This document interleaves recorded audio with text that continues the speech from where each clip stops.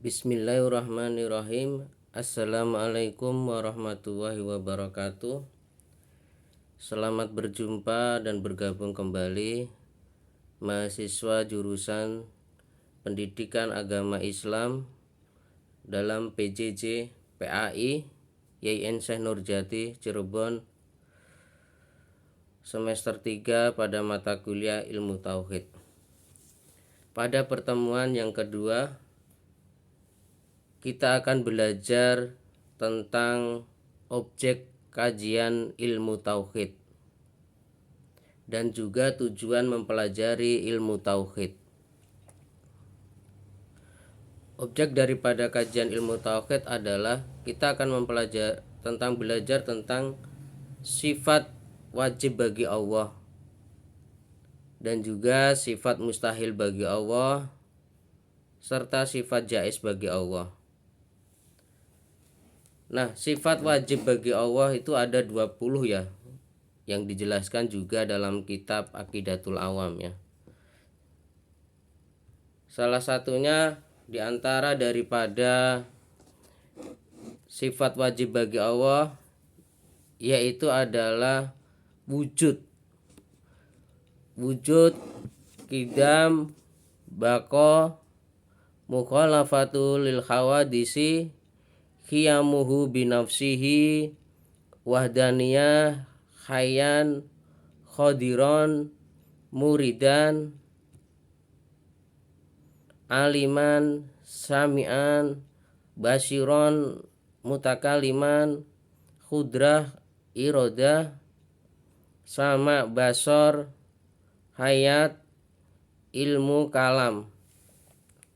Nah, itu 20 sifat wajib bagi Allah yang perlu kita pahami dan mengerti dalam kajian ilmu tauhid.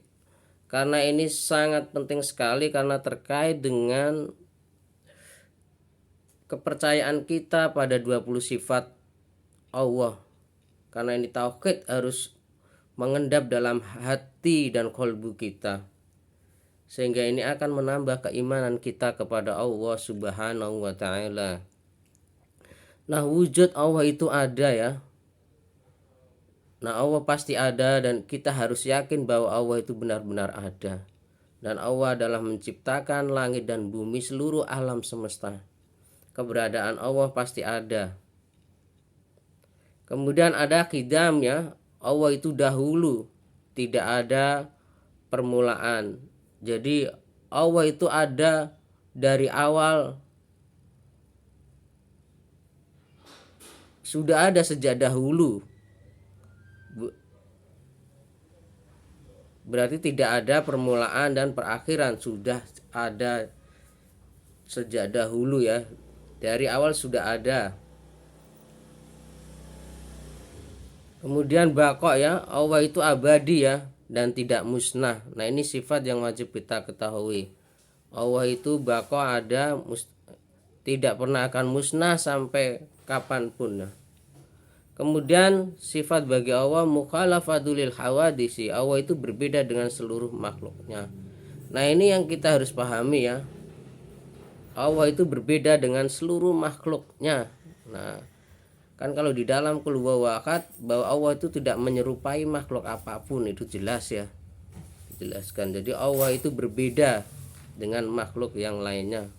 Kalau Allah sama ya apa bedanya nanti ya dengan makhluknya. Nah, ini yang kita harus pahami. Kemudian ada sifat qiyamu binafsi ya. Allah itu zat yang berdiri sendiri ya.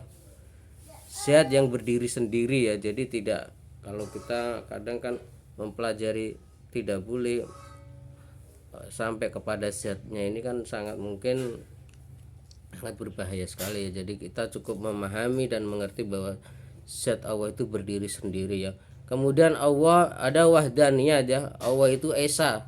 Nah, Allah itu esa yang kemudian hayyan, Allah adalah zat yang paling hidup, dan qadiron yang kuasa. Jadi kita harus memahami bahwa Allah itu berkuasa, Allah hidup.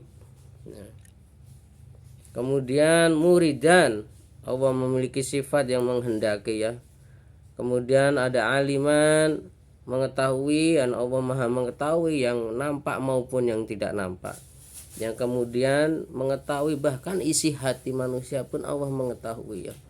Sami'an, mendengar ya. Allah maha mendengar apa yang disampaikan oleh makhluknya kepada Allah ketika kita berdoa. Allah juga maha mendengar ya. Basiran ya, melihat ya. Ini sifat-sifat Allah. Allah juga melihat. Mutakaliman, Allah juga berbicara. Allah qudrah, Allah maha kuasa. Yang kemudian ada iradah, Allah menghendaki atau Allah berkehendak terhadap segala sesuatu yang Allah inginkan ya. Kemudian Allah maha mendengar, tadi saya sama ya, sami'an sama ya, sama maha mendengar. Kalau yang tadi ada sami'an yang mendengarkan, zat yang mendengarkan tadi ya, zat yang mendengarkan. Basiron, zat yang tadi yang melihat. Kemudian ada basar ya, Allah maha melihat ya, ini basar. Kalau yang sebelumnya ada basiron, berarti zat yang maha melihat. Kemudian ada hayat, Allah maha hidup ya. Jadi di dalam 20 sifat wajib bagi Allah ada yang pertama terkait dengan zatnya ya. Ini zat itu kan sesuatu yang luar biasa yang bisa masuk ke dalam yang sulit untuk kita cerna sekali karena ini zatnya Allah. Yang tadi ada setelah hayatnya Allah maha hidup ya. Kemudian ilmu ya, Allah maha mengetahui. Kalamnya, Allah maha berfirman ya.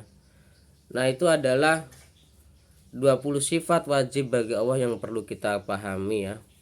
Kemudian kita akan mengkaji terkait dengan sifat mustahil bagi Allah ya. Nah, mustahil itu segala sesuatu yang mungkin ya, yang tidak yang mustahil bagi Allah ya. Nah, biasanya di sini cenderung berlawanan ya. Sifat Adam tidak ada, lawan darinya adalah sifat wujud ya. Hudus, fana ya. Hudus itu kan baru, lawannya sifat khidam ya. Kemudian sifat fana rusak, dan berarti ada yang kekal. Nah, sifat mustahil bagi Allah ya.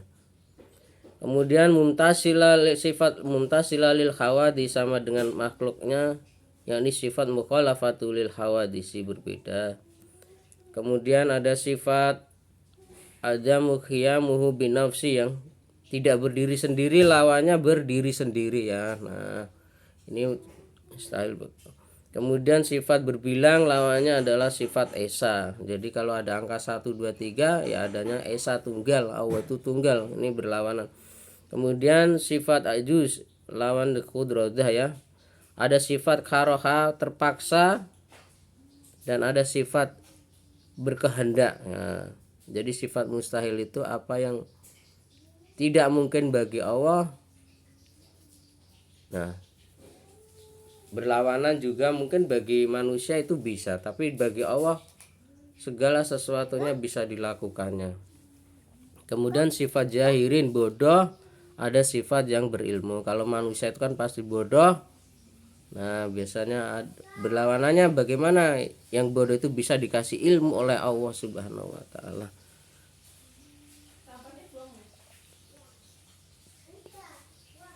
Selanjutnya ya, tadi ada sudah sifat ada sudah ya, sifat mautun. Nah, ini sifat mautun, sifat hayat ya, sifat mati, ada hidup, sifat homamun yang tuli, sifat sama mendengar, ada yang sifat buta ya, umyun lawannya melihat, sifat mukmin lawannya berbisu, berbicara ya. Ada sifat ajisan dan seterusnya ya. Ada 20 sifat mustahil bagi Allah yang wajib kita ketahui ya. Kemudian apa sih tujuan daripada mempelajari ilmu tauhid ya? Nah, sebelumnya kita ke sifat jaiz ya. Nah, sifat jaiz fi'lu kulli mumkin au tarkuhu ya. Fi'lu kulli mumkinin au tarkuhu ya.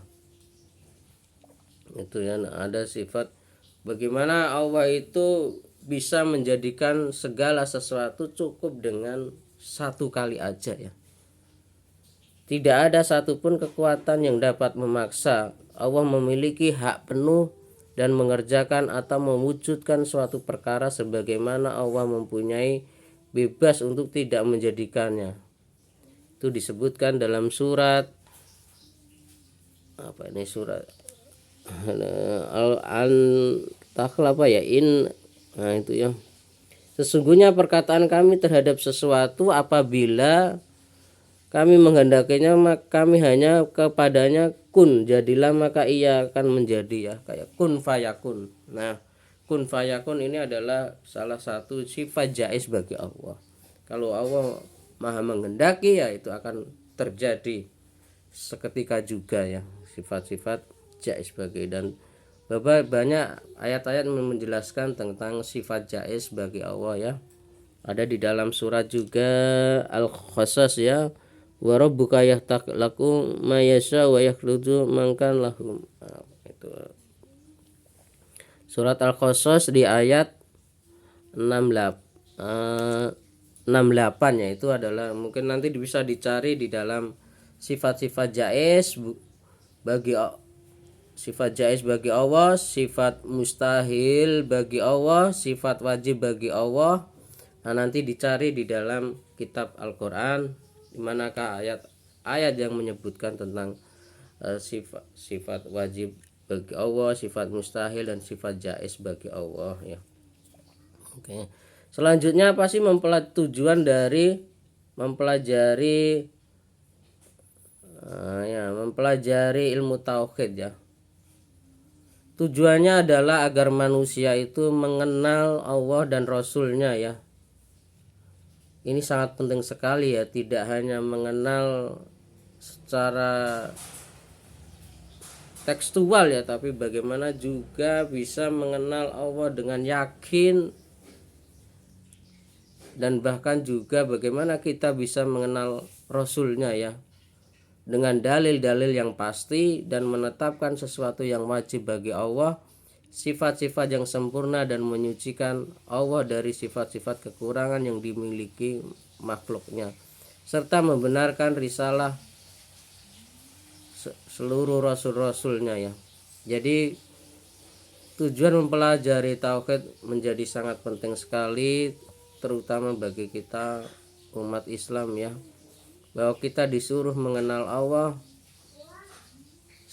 sifat-sifatnya. Dengan belajar daripada sifat-sifatnya kita bisa mengamalkan dari akhlak, dari sifat Allah di dalam kehidupan manusia saat ini ya. Jadi kita harus bisa mengamalkan daripada sifat-sifat Allah Subhanahu wa taala ya, sifat-sifat Tuhan di dalam kajian ilmu tauhid ya. Dan juga kita percaya kepada apa yang disampaikan oleh Rasulullah Nabi Muhammad SAW dan rasul-rasul sebelumnya ya. Nah, itu adalah bagaimana kita mempercayai, karena keyakinan kita penuh kepada Allah Subhanahu wa taala ini akan menjadikan kekuatan kita dalam beribadah, karena kita beriman kepada Allah Subhanahu wa taala ya. Mungkin cukup sekian materi atau pengantar dari objek kajian ilmu tauhid dan tujuan mempelajari ilmu tauhid. Terima kasih. Wa huwa muwafiq ila aqwamit thoriq. Wassalamualaikum warahmatullahi wabarakatuh.